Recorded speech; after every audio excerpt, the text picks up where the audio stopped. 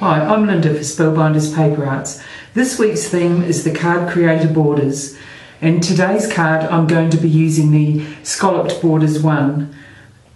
They come in a set with numerous edges, and this is the one that I'm using here today.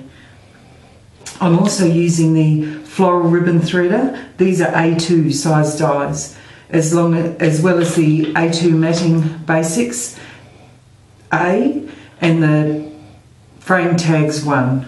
Start by running my edge through the Grand Caliber.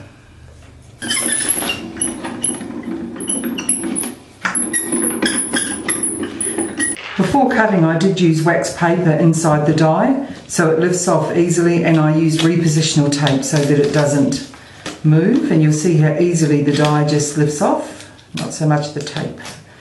And this is the beautiful scallop border that we get. Makes a lovely edge for your cards. I then cut the Floral Ribbon Threader, and you'll note that there's an inside die plus there's a cutting die, and this can give you a cut pattern without actually cutting the shape of it. So I've used both of these, and then I've sanded to give that extra texture. It almost gives another lacy layer. Such a pretty die.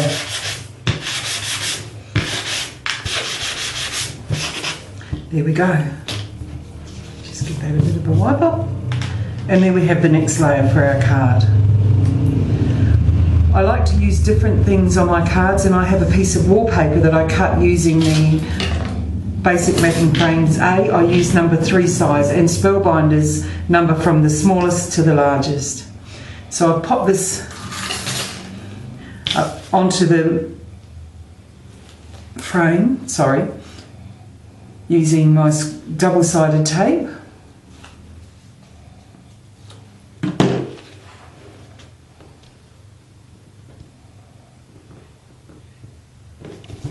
There we go. And I've used an image from the Flourishes Feminine Form. I've cut it out and coloured it, really just to, I'll just sit it there to show where it goes while I work with the tags. I have pre-stamped it with a sentiment and sponged them using a dauber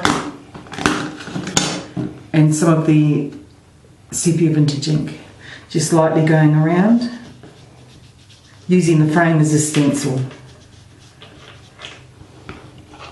Pop it out. Just gives us that extra dimension again. I love dimension on my cards.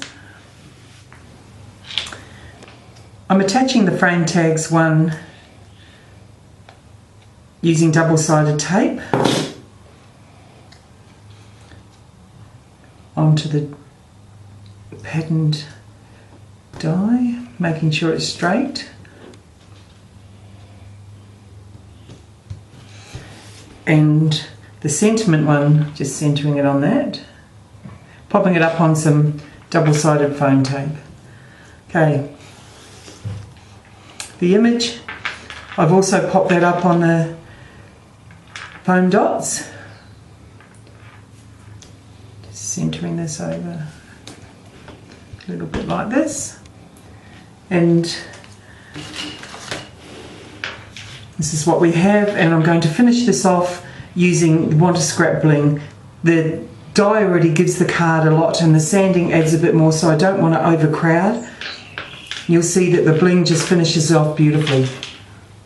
I'm using the Swirls Finesse from Want a Scrap Bling, and the beauty of these is they can be cut to size. So I've just measured up where I'd like to place the bling and cut between the pearls for the top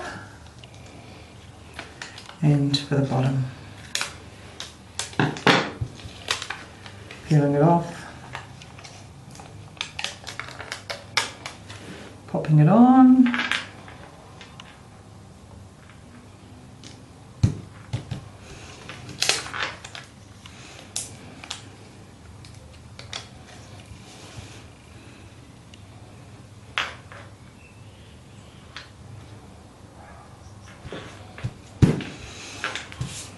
Fits beautifully. Lastly, I'm going to add the layered pieces to my card base.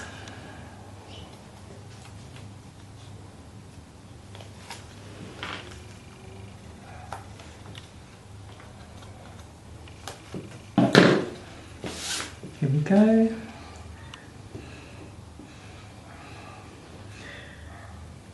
The scallop border one, okay, not happening.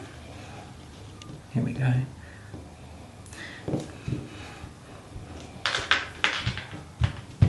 The scallop border one just adds such a pretty finish at the end of any card. Finish off, I'm just going to do a little bit of sponging around the edges using a dauber from Imagine Crafts.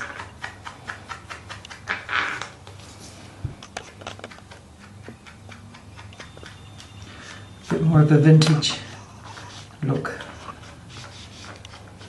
And there we have it.